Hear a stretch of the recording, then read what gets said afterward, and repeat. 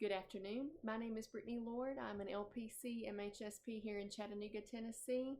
I hope this video finds you well.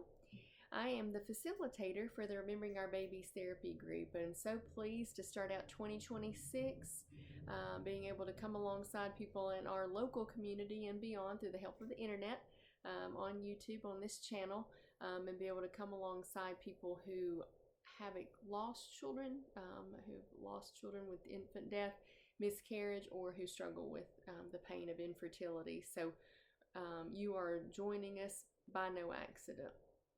You're here by divine appointment. Don't believe in coincidences. Myself, I know a lot of people don't. But thank you for tuning in. Again, these videos are not, as I always say every month, these videos are not intended to diagnose or treat mental health issues. And if you're experiencing a mental or physical health emergency, please stop the video and go to your nearest mental or physical health emergency facility. Thank you so much for joining us.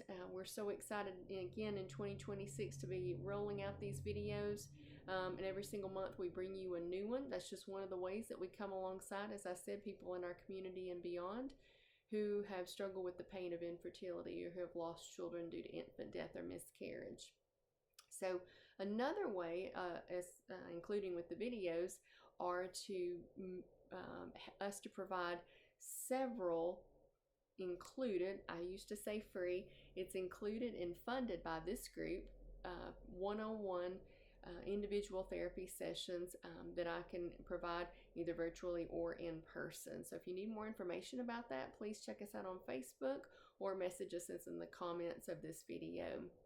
Another way that our group is coming alongside people in the past and in 2026 is our annual fundraiser. There's many ways that this group raises money to both fund our individual therapy sessions, to fund our YouTube channel, and many other ways that this group helps others. Please check us out on Facebook and find out about those. But every single November, it usually runs about November, usually the first or second week, there's a huge fundraiser. We just got done with that this past November. And if I may, it was an amazing, really, really sweet time of fun with other people and fellowship with others, and not just a lot of fun, but really a lot of enjoying people that come alongside of each other and love on each other during what can be some of the hardest times of a person's life, at the loss of a child or with the struggling with pain of infertility. So if you'd like more information about that, please let us know. Scroll back on our YouTube channel or with our Facebook post and be able to see some more information about it. Stay tuned for that next year.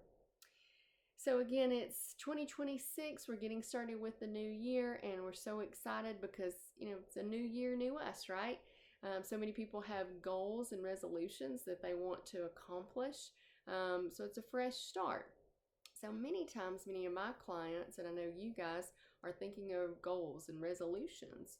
Maybe it's to start therapy. Maybe it's to tune in monthly for this to this channel, or joining a gym, getting healthier, maybe getting your finances in better order. I don't know what that might be for you. Let us know. We'd love to hear from you. But one of the things that I usually talk to my clients about, and one of the things that we like to highlight on this channel, is paying attention to what wellness, overall health and wellness, looks like for you. Now, wellness is a lot more than physical well-being. There's emotional wellness, spiritual wellness, again, physical wellness, financial wellness, relational wellness. There's so many parts of us. We're complicated creatures, right? And there's so many different parts of us. I'd be interested to hear what parts of your wellness that you're looking at this year and what changes that you're going to be making. Creativity of other people is amazing for sure.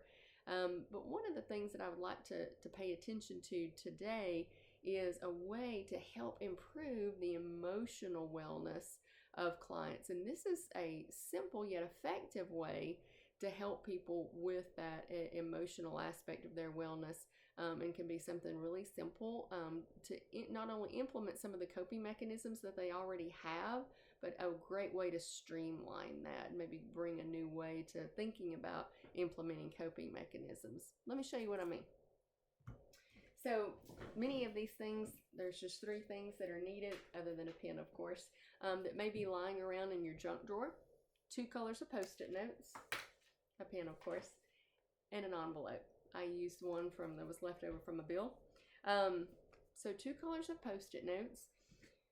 I don't know about for you guys, but for myself and many of my clients, we walk around with a lot of things to do during the day. You know, whether it's work, school, taking care of family, getting dinner on the table, appointments. There's a lot of things to do, and we have a ton of things on our to-do list. And sometimes some of the thoughts and feelings that we may be having, we don't want to shove those down. We don't want to push them away, but we really don't have time to think about them every single minute, right? So this is a way to be able to capture those without pushing them away or pushing them down. Let me see it to show you what I mean. So 1 color Post-it note, for me, I have green. You have those inside of your envelope. Now you can keep that envelope in a purse or a bag, or in your car, in your glove box. And then purple, I have another color of Post-it notes. So on the 1 color of Post-it notes, and it doesn't matter what you do, which one you choose, I'm going to have some great coping mechanisms that I like to use to be able to help me to be able to get along with my day. So on here, I'm going to have things like go for a walk, do a meditation with deep breathing, listen to my favorite song, say a prayer.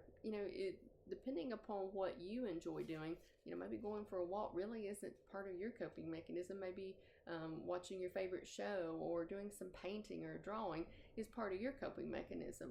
Totally up to you, and what may be torture to one person might be a good coping mechanism to another, right? So we're going to have those on here, maybe have 10 or 15 of those, whatever, and have those down inside the envelope as well. So what you would do is, if we're going about our day, say it's a busy Tuesday, and you have a thought or feeling that keeps coming up for you, and you don't want to push it down or push it away, so you take out your 1 color Post-it note, record that on there, and put it down in the envelope, and pull out one of your purple ones or one of your other colors. Okay, I'm going to go for a quick walk. I've only got 5 minutes, but I can go walk around my building real quick, get some fresh air, and feel a little better. Okay, I may have another thought tomorrow. You see where this is going? So this process helps us to be able to have a concise way to not only use our coping mechanisms, but also to record those difficult thoughts or feelings that may be coming up for us on a regular basis. So let's say that in a week or 2, maybe a week, 2 weeks, maybe even a month, I pull out, I've got a couple of hours just to be able to relax and maybe give some time and some space to some of those thoughts and feelings that I've been having. So I pull out my envelope, I pull out all the different ones of the thoughts and feelings that I have on that other color Post-it note, and I really sit down and pay attention to those and give them their time and their space. Maybe I do some crying about those. Maybe I do some journaling about them. Maybe I give those to God and pray about those. I may even take those into my therapist and talk to him about, these are some of the thoughts and feelings I've been having. It's a great way to be able to put everything down, to be able to record what's been going on in between therapy sessions, and to be able to utilize some of the great coping mechanisms that your therapist has been giving you, or things that you learned on your own. So by doing this, it again not only gives you a great way to systematically use your coping mechanisms, but it also takes those thoughts and feelings that are running through our head and have a lot of power over us when they do, and be able to put those down to be paid attention to later. Again, we don't want to shove down thoughts and feelings, because we know that can have some negative effects on us long term. We don't want to push them away. We want to pay attention to them and give them their time and their space. We just don't have time to do it before soccer practice, right? So this is a systematic way to be able to do this. It seems really simplistic, but I've had some clients have some great luck with it. Take a look at it and see what you think. Let us know what you think in the comments. Please don't walk this road alone. If you have lost a child to infant death or miscarriage, or struggle with the pain of infertility, please allow us to come alongside you and be a part of your journey in any way that would be helpful for you. Don't walk this road alone. Take care. We'll see you soon.